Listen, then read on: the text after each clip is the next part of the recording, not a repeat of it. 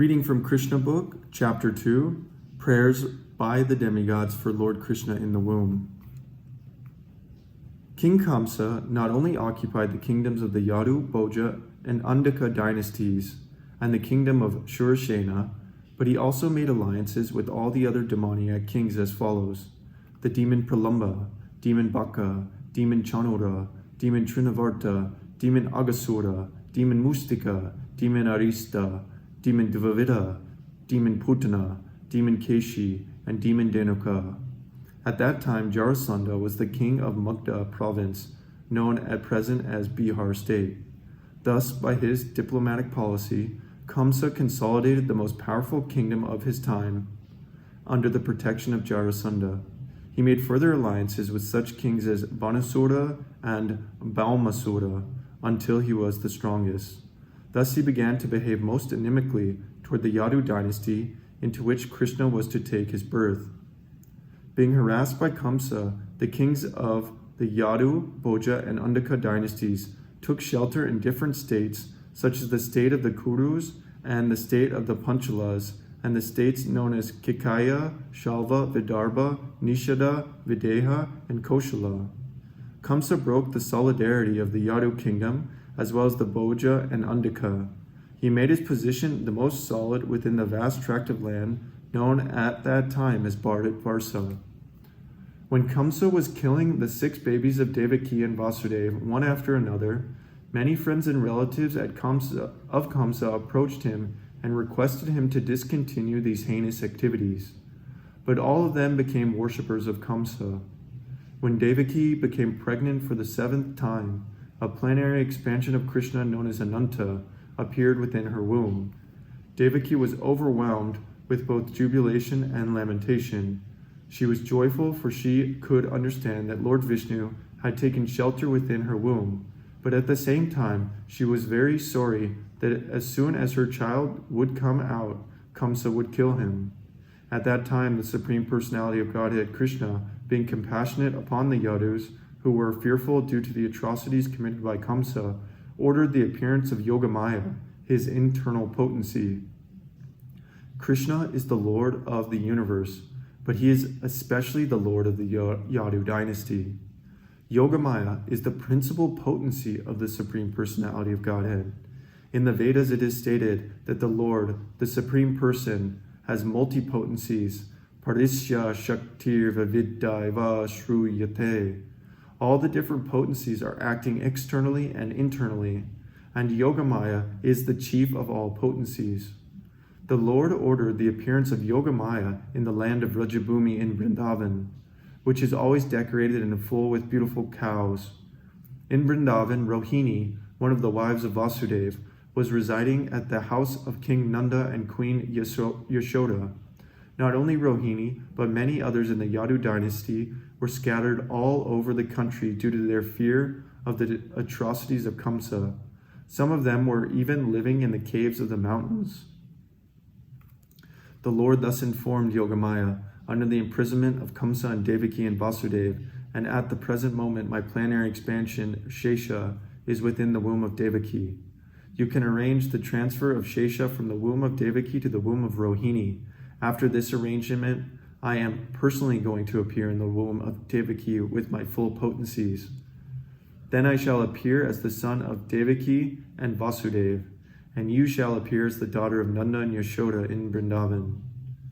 Since you will appear as my contemporary sister, and since you will quickly satisfy desires for sense gratification, people within the world will worship you with all kinds of valuable presentations, incense, candles, flowers, and offerings of sacrifice.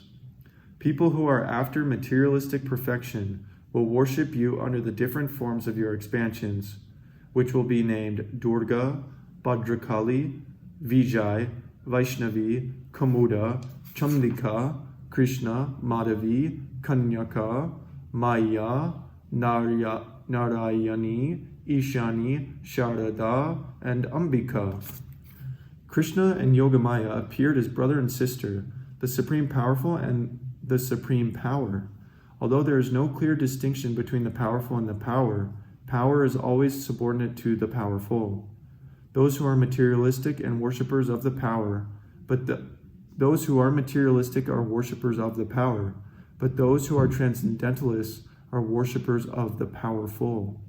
Krishna is the supreme powerful, and Durga is the supreme power within the material world. Actually, people in the Vedic culture worship both the powerful and the power. There are many hundreds and thousands of temples of Vishnu and Devi, and sometimes they are worshipped simultaneously. The worshipper of the power, Durga, or the external energy of Krishna, may achieve all kinds of material success very easily, but anyone who wants to be elevated transcendentally must engage in worshiping the powerful in Krishna consciousness.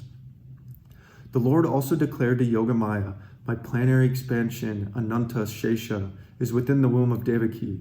On account of being forcibly attracted to the womb of Rohini, he will be known as Sankarshan and will be the source of all spiritual power, or Bala, by which one can attain the highest bliss of life, which is called Ramana.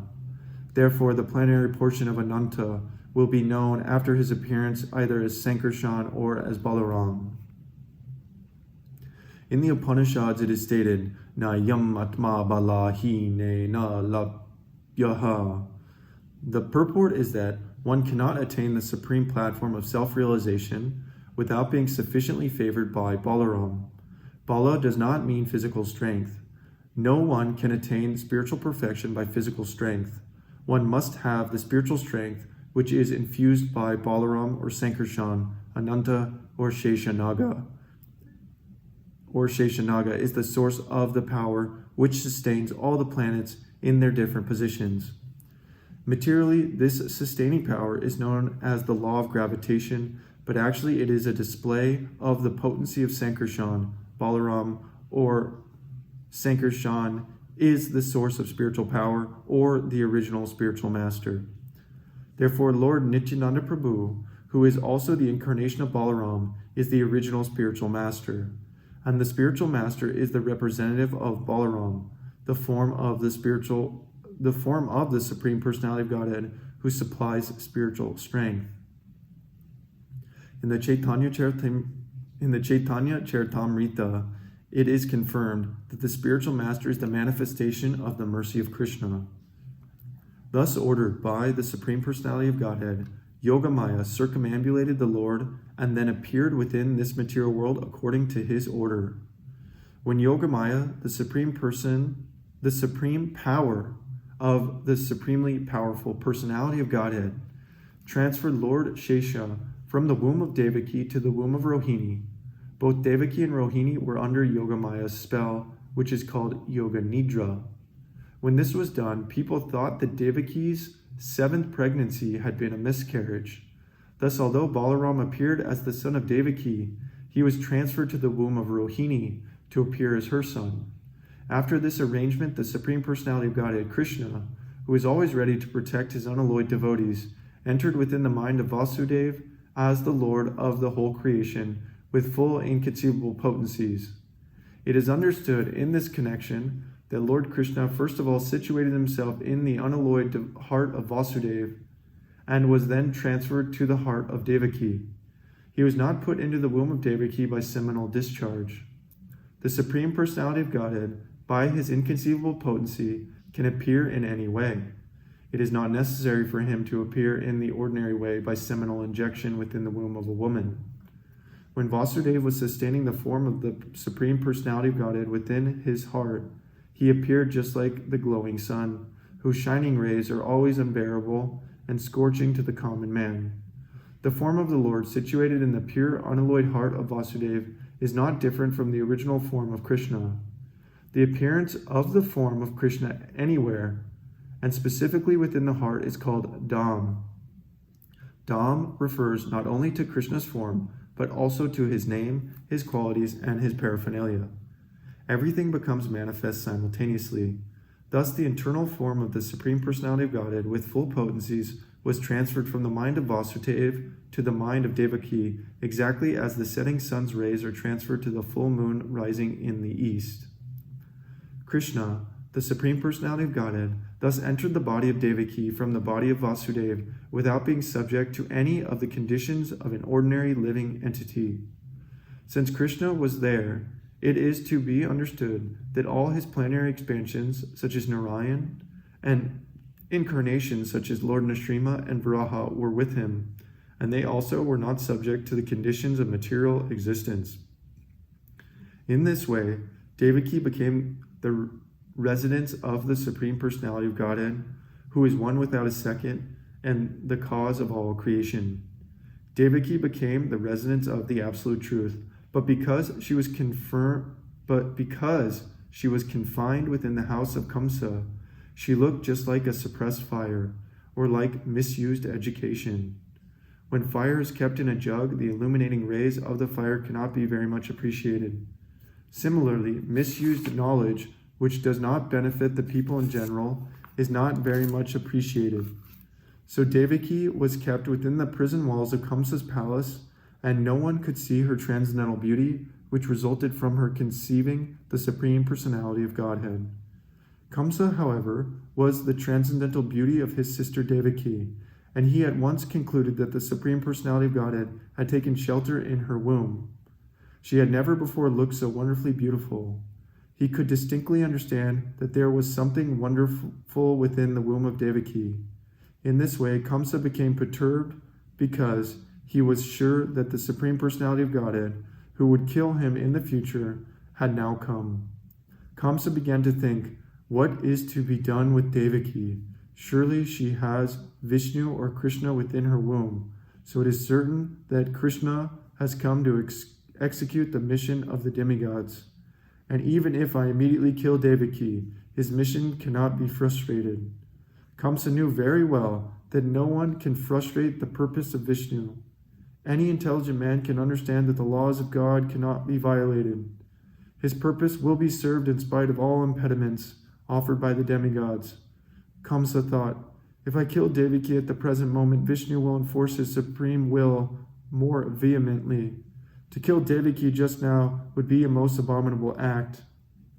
No one desires to kill his reputation, even in an awkward situation. If I kill Devaki now, my reputation will be spoiled. Devaki is a woman, and she is under the shelter, and she is under my shelter. She is pregnant, and if I kill her, immediately the results of my pious activities, and my duration of life will all be finished. He further deliberated. Any person who is too cruel is as good as dead, even in this lifetime. No one likes a cruel person during his lifetime, and after his death, people curse him. On account of his self-identification with the body, he must be degraded and pushed into the darkest region of hell. Kamsa thus meditated on all the pros and cons of killing Devaki at that time. Kamsa finally decided not to kill Devaki right away, but to wait for the inevitable future. But his mind became absorbed in animosity because the personality of Godhead, absorbed in animosity against the personality of Godhead.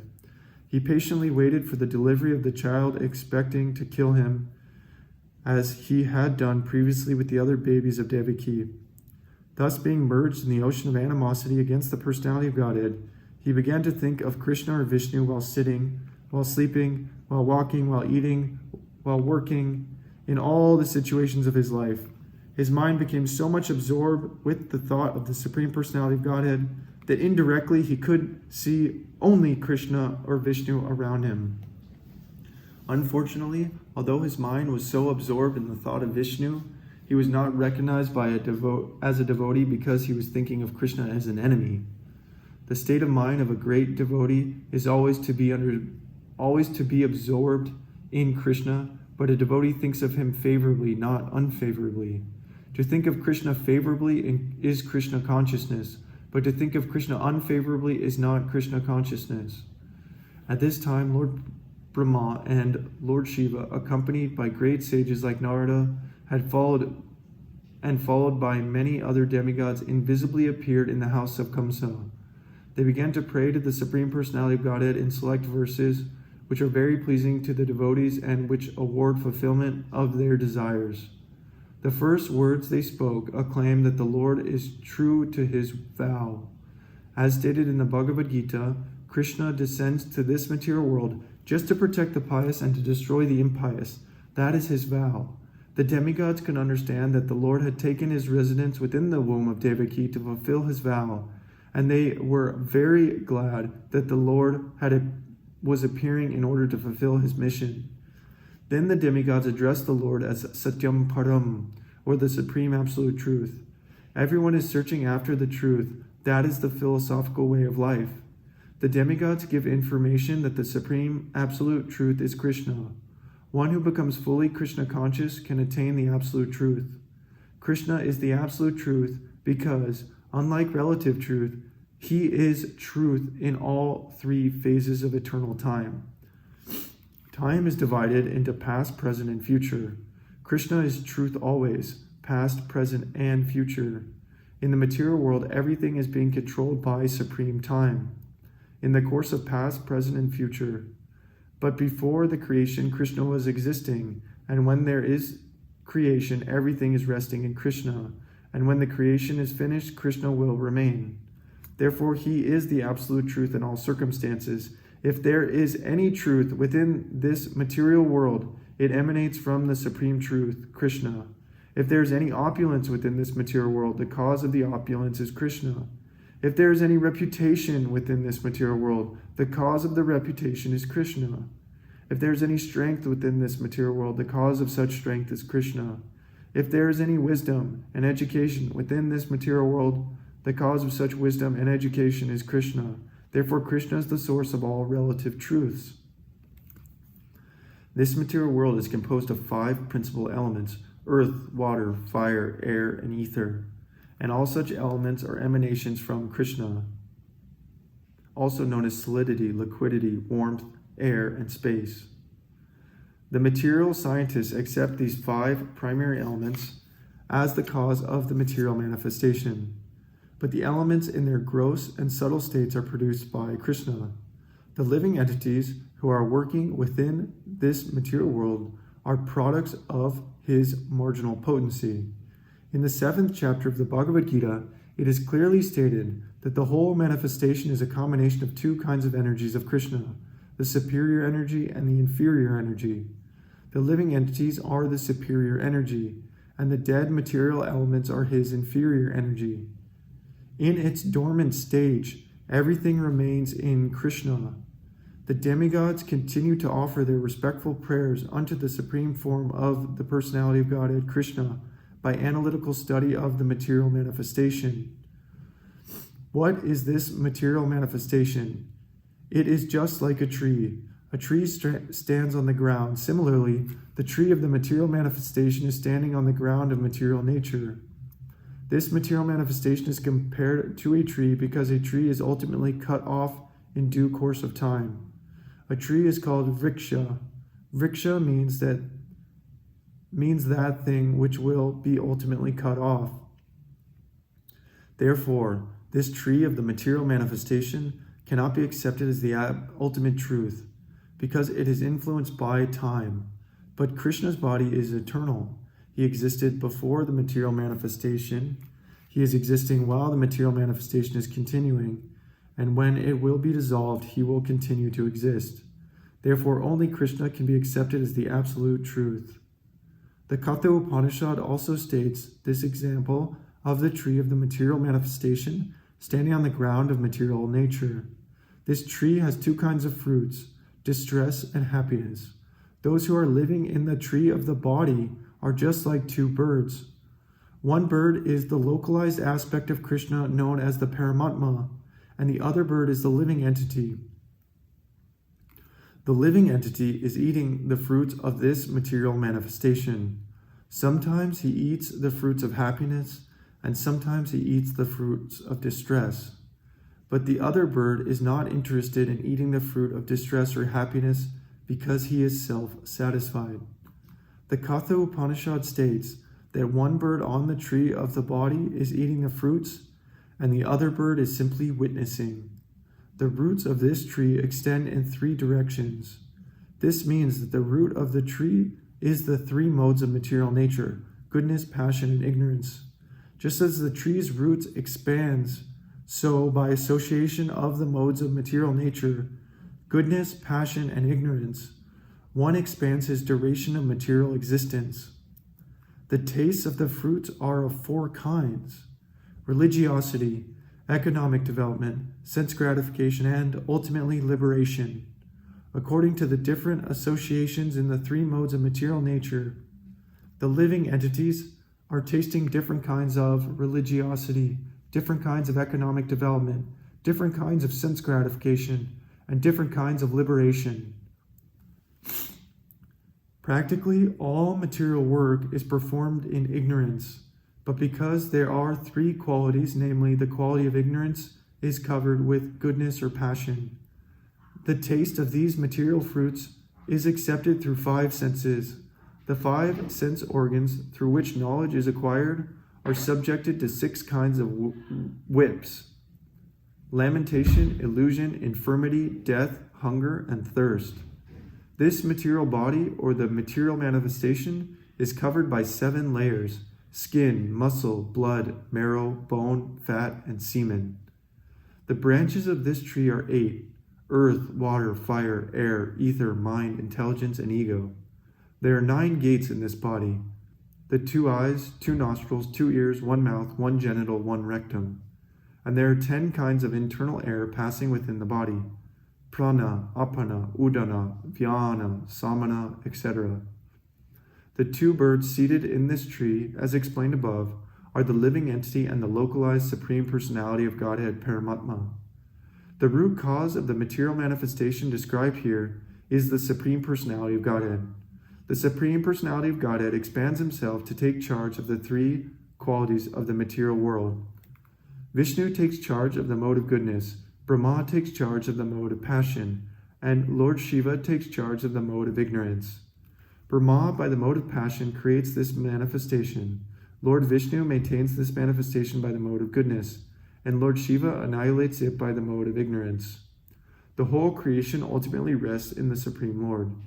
He is the cause of creation, maintenance, and dissolution, and when the whole manifestation is dissolved in its subtle form, as his energy, it rests within his body. At present, the demigods prayed. The Supreme Lord, Krishna, is appearing just for the maintenance of this manifestation. Actually, the Supreme Cause is one, but less intelligent persons, being deluded by the 3 modes of material nature, see that the material world is manifested by different causes. Those who are intelligent can see that the cause is one, Krishna. As it is stated in the Brahma Samhita, Ishvara Parama Krishna Sarvakardanakaranam. Krishna, the Supreme Personality of Godhead, is the cause of all causes. Brahma is the deputed agent for creation. Vishnu is the expansion of Krishna for maintenance, and Lord Shiva is the expansion of Krishna for dissolution. Our dear Lord, the demigods prayed, "It is very difficult to understand your eternal form or personality. People in general are unable to understand your actual form. Therefore, you are personally descending to exhibit your original eternal form. Somehow people can understand the different incarnations of your Lordship, but they are puzzled to understand the eternal form of Krishna with 2 hands moving among human beings exactly like one of them. This eternal form of your Lordship gives ever-increasing transcendental pleasure to the devotees, but for the non-devotees this form is very dangerous. As stated in Bhagavad Gita, Krishna is very pleasing to the sadhus, paritranaya sadhunam. But this form is very dangerous for the demons because Krishna also descends to kill the demons. He is therefore simultaneously pleasing to the devotees and dangerous to the demons. Our dear lotus-eyed Lord, you are the source of pure goodness. There are many great sages who simply by samadhi or transcendentally meditating upon your lotus feet and thus being absorbed in your thought, have easily transformed the great ocean of nations created by the material nature into no more than the water in a calf's hoofprint. The purpose of meditation is to focus the mind upon the personality of Godhead, beginning from his lotus feet. Simply by meditation on the lotus feet of the Lord, great sages cross over this vast ocean of material existence without difficulty. O self-illuminated one, the great saintly persons who have crossed over the ocean of nations by the help of the transcendental boat of your lotus feet have not taken away that boat. It is still lying on this side. If one takes a boat to cross over a river, the boat also goes with one. to the other side of the river. And so when one reaches the destination, how can the same boat be available to those who are still on this side? To answer this difficulty, the demigods say in their prayer that the boat of the Lord's lotus feet is not taken away. The devotees still remain on this side. The devotees still remaining on this side are able to pass over the ocean of material nature because the pure devotees do not take the boat within them when they cross over. When one simply approaches the boat, the whole ocean of material nations is reduced to the size of the water in a calf's hoofprint. Therefore, the devotees do not need to take the boat to the other side. They simply cross the ocean immediately. Because the great saintly persons are compassionate toward all conditioned souls, the boat is still lying on this side. In other words, one can meditate upon the lotus feet of the Lord at any time, and by so doing, one can cross over the great ocean of material existence. Meditation means concentration upon the lotus feet of the Lord.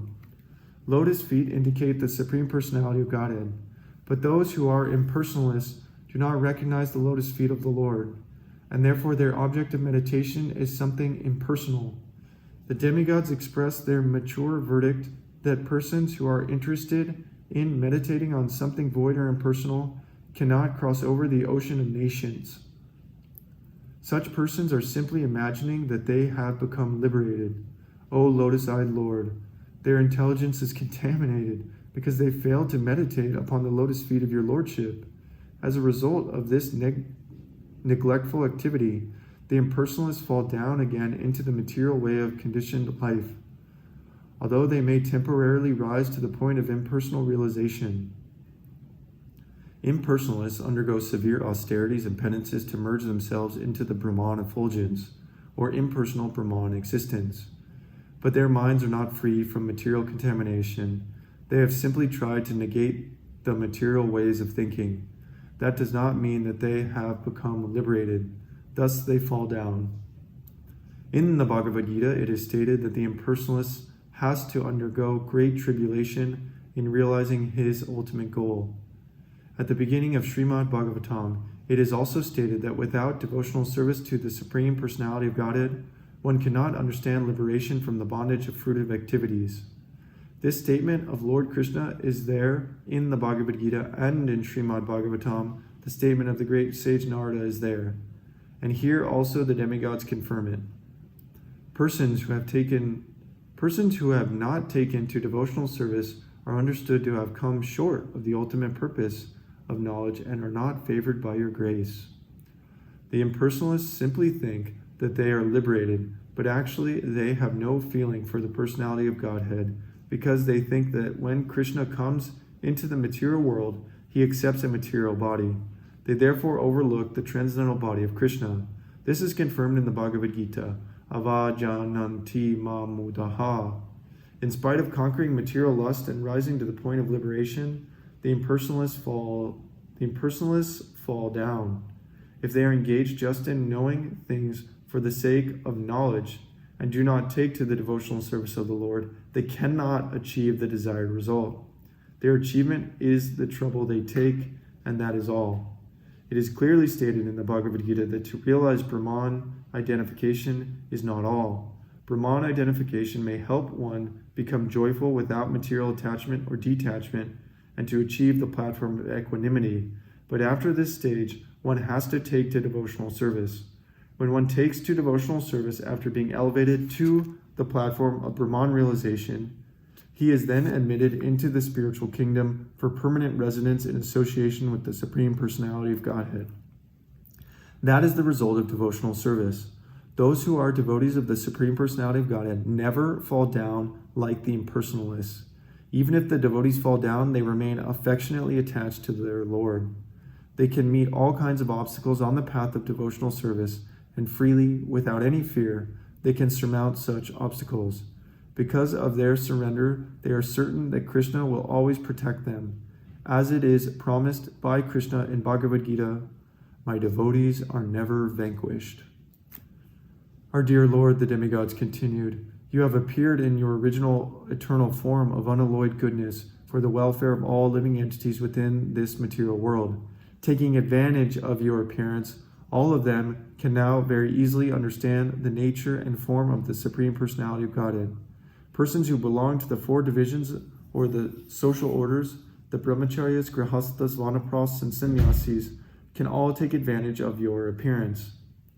Dear Lord, husband of the goddess of fortune, devotees who are dovetailed in your service do not fall down from their high position like the impersonalists. Being protected by you, the devotees are able to traverse over the heads of many of Maya's commanders-in-chief, who can always put stumbling blocks on the path of liberation.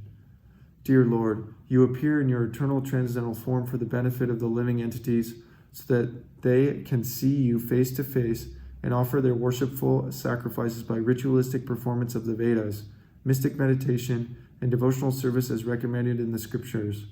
Dear Lord, if you do not appear in your eternal transcendental form, full of bliss and knowledge, a form which can eradicate all kinds of speculative ignorance about your position, then all people would simply speculate about you according to their respective modes of material nature. The appearance of Krishna is the answer to all imaginative iconography of the Supreme Personality of Godhead. Everyone imagines the form of the Supreme Personality of Godhead according to his mode of material nature. In the Brahma Samhita, it is said that the Lord is the oldest person. Therefore, a section of religionists imagine that God must be very old, and therefore they depict a form of the Lord as a very old man. But in the same Brahma Samhita, that is contradicted. Although he is the oldest of all living entities, he has his eternal form as a fresh youth. The exact words used in this connection in Srimad Bhagavatam are Vijnanam Ajnana Pitapamarjanam. Vijnanam means transcendental knowledge of the Supreme Personality of Godhead. Vijnanam is also experienced knowledge. Transcendental knowledge has to be accepted by the descending process of disciplic succession, as Brahma presented the knowledge of Krishna in the Brahma Samhita. The Brahma Samhita is Vijnanam, as realized by Brahma's transcendental experience, and in that way he presented the form and the pastimes of Krishna in the transcendental abode. This knowledge is Ajnana Pitapamarjanam, that which can smash all kinds of speculation in ignorance. People are imagining the form of the Lord.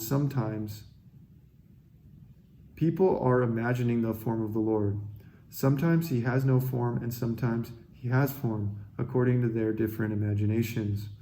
But the presentation of Krishna in the Brahma Samhita is Vijnanam, scientific, experienced knowledge given by Lord Brahma and accepted by Lord Chaitanya. There is no doubt about it. Krishna's form, Krishna's flute, Krishna's color, everything is reality. Here it is said that this Vijnanam is always defeating all kinds of speculative knowledge. Therefore, without your appearing as Krishna, as you are, neither Ajnana Pitapamarjanam, destruction of the nations of speculative knowledge, nor Vijnanam would be realized.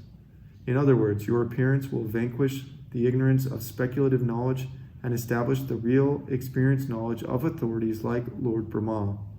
Men influenced by the three modes of material nature imagine their own God according to the modes of material nature. In this way, God is presented in various ways, but your appearance will establish what the real form of God is. The highest blunder committed by the impersonalists is to think that when the incarnation of God comes, he accepts the form of matter in the mode of goodness. Actually, the form of Krishna or Narayan is transcendental to any material idea. Even the greatest impersonalist, Sankaracharya, has admitted, Narayanaha paro vyaktat. The material creation is caused by the avakta, impersonal manifestation of matter, or the non-phenomenal total reservoir of matter. But Krishna is transcendental to that material conception. That is expressed in Srimad Bhagavatam as Visuddha Sattva, or transcendental goodness. He does not belong to the material mode of goodness, and he is above the position of material goodness. He belongs to the transcendental, eternal status of bliss and knowledge. Dear Lord, when you appear in your different incarnations, You take different names and forms according to different situations. Lord Krishna is your name because you are all attractive. You are called Shamasundar because of your transcendental beauty. Sham means blackish. Yet it is said that you are more beautiful than thousands of cupids. Kandarpakori Kamaniya. Although you appear in a color which is compared to the blackish cloud, because you are the transcendental absolute, your beauty is many, many times more attractive than the delicate body of Cupid. Sometimes you are called Giridhari because you lifted the hill known as Govardhan. You are sometimes called Nandananandana or Vasudev or Devaki Nandana because you appear as the son of Maharaj Nanda or Vasudev or Devaki. Impersonalists think that your many names or forms are given according to a particular type of work and quality because they accept you from the position of a material observer. Our dear Lord, the way of understanding is not to study your absolute nature, form, and activities by mental speculation. One must engage himself in devotional service. Then one can understand your absolute nature and your transcendental form, name, and qualities. Actually, only a person who has a little taste for the service of your lotus feet can understand your transcendental nature or form and qualities. Others may go on speculating for millions of years, but it is not possible for them to understand even a single part of your actual position. In other words, the Supreme Personality of Godhead, Krishna, cannot be understood by the non-devotees because there is a curtain of Yogamaya which covers Krishna's actual features. As confirmed in Bhagavad Gita, Naham prakashaha sarvasya, the Lord says, I am not exposed to anyone and everyone. When Lord Krishna came, he was actually present on the battlefield of Kurukshetra, and everyone saw him, but not everyone could understand that he was the Supreme Personality of Godhead. Still, everyone who died in his presence attained complete liberation from material bondage and was transferred to the spiritual world. O Lord, the impersonalists or non-devotees cannot understand that your name is identical with your form. Since the Lord is absolute, there is no difference between his name and his actual form. In the material world, there is a difference between form and name. The mango fruit is different from the name of the mango. One cannot taste the mango fruit simply by chanting mango, mango, mango. But the devotee who knows that there is no difference between the name and the form of the Lord chants Hare Krishna, Krishna Krishna, Hare Hare, Hare Rama, Rama Rama, Hare Hare, and realizes that he is always in Krishna's company. For persons who are not very advanced in absolute knowledge of the Supreme, Lord Krishna exhibits his transcendental pastimes. Such persons can simply think of the pastimes of the Lord and get full benefit. Since there is no difference between the transcendental name and form of the Lord, there is no difference between the transcendental pastimes and the form of the Lord. For those who are less intelligent, like women, laborers, or the mercantile class, the great sage Vyasadeva wrote the Mahabharata. In the Mahabharata, Krishna is present in his different activities. The Mahabharata is history, and simply by studying, hearing, and memorizing the transcendental activities of Krishna recounted therein, the less intelligent can also gradually rise to the standard of pure devotees. The pure devotees, who are always absorbed in the thought of the transcendental lotus feet of Krishna, and who are always engaged in devotional service in full Krishna consciousness, are never to be considered to be in the material world. Srila Rupa Goswami has explained that those who are always engaged in Krishna consciousness with body, mind, and activities are to be considered liberated even within this body. This is confirmed in the Bhagavad Gita. Those who are engaged in the devotional service of the Lord have already transcended the material position. Krishna appears in order to give a chance to both the devotees and the non-devotees for realization of the ultimate goal of life. The devotees get the direct chance to see him and worship him. Those who are not on the platform get the chance to become acquainted with his activities and thus become elevated to the same position. Our dear Lord, O Supreme Controller, when you appear on earth, all the demons like Kamsa and Jarasandha will be vanquished, and all good fortune will be ushered into the world. When you walk on the globe, your lotus feet will impress on the ground the marks of your souls, such as the flag, the trident, and the thunderbolt. Thus you will grace both the earth and us on the heavenly planets, who shall see those marks. O dear Lord, the demigods continued, you are unborn, therefore we do not find any reason for your appearance other than for your pleasurable pastimes. Although the reason for the appearance of the Lord is stated in the Bhagavad Gita, he descends just to give protection to the devotees and vanquish the non-devotees. Actually, he descends for his pleasure meeting with the devotees, not really to vanquish the non-devotees. The non-devotees can be vanquished simply by one kick of material nature. The actions and reactions of material nature, creation, maintenance, and annihilation, are being carried out automatically. But simply by taking shelter of your holy names, the devotees are fully protected because your holy name and your personality are non-different. The protection of the devotees and the annihilation of the non-devotees are actually not the business of the Supreme Personality of Godhead. When he descends, it is just for his transcendental pleasure. There cannot be any other reason for his appearance. Our dear Lord, you are appearing as the best of the Yadu dynasty, and we are offering our respectful, humble obeisances unto your lotus feet. Before this appearance, you also appeared as the fish incarnation, as the horse incarnation, as the tortoise incarnation, as the half-man, half-lion incarnation, as the boar incarnation, as the swan incarnation, as King Ramachandra, as Parashuram, and as many other incarnations. You appeared just to protect the devotees, and we request you in your present appearance as the Supreme Personality of Godhead himself to give us similar protection all over the three worlds and to remove all obstacles for the peaceful execution of our lives. Dear Mother Devaki, within your womb is the Supreme Personality of Godhead, appearing along with all his planetary extensions. He is the original Personality of Godhead, appearing for our welfare. Therefore, you should not be afraid of your brother, the King of Bhoja. Your son, Lord Krishna, who is the original Personality of Godhead, will appear for the protection of the pious Yadu dynasty. The Lord is appearing not alone, but accompanied by his immediate planetary portion, Paulides. Devaki was very much afraid of her brother Kamsa because he had already killed so many of her children.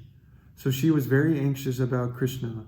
In the Vishnu Purana, it is stated that in order to pacify Devaki, all the demigods, along with their wives, used to visit her to encourage her not to be afraid that her son would be killed by Kamsa. Krishna, who was within her womb, was to appear not only to diminish the burden of the world, but specifically to protect the interests of the Yadu dynasty, and certainly to protect Devaki and Vasudeva. It is understood that Krishna had been transferred from the mind of Vasudeva to the mind of Devaki, and from there to her womb. Thus Devaki, the mother of Krishna, was worshipable for all the demigods. After thus worshipping the transcendental form of the Lord, all the demigods, with Lord Brahma and Lord Shiva placed in front, departed for the heavenly abodes. Thus ends the Bhaktivedanta purport of the second chapter of Krishna, prayers by the demigods for Lord Krishna in the womb. Hare Krishna, Krishna Krishna, Krishna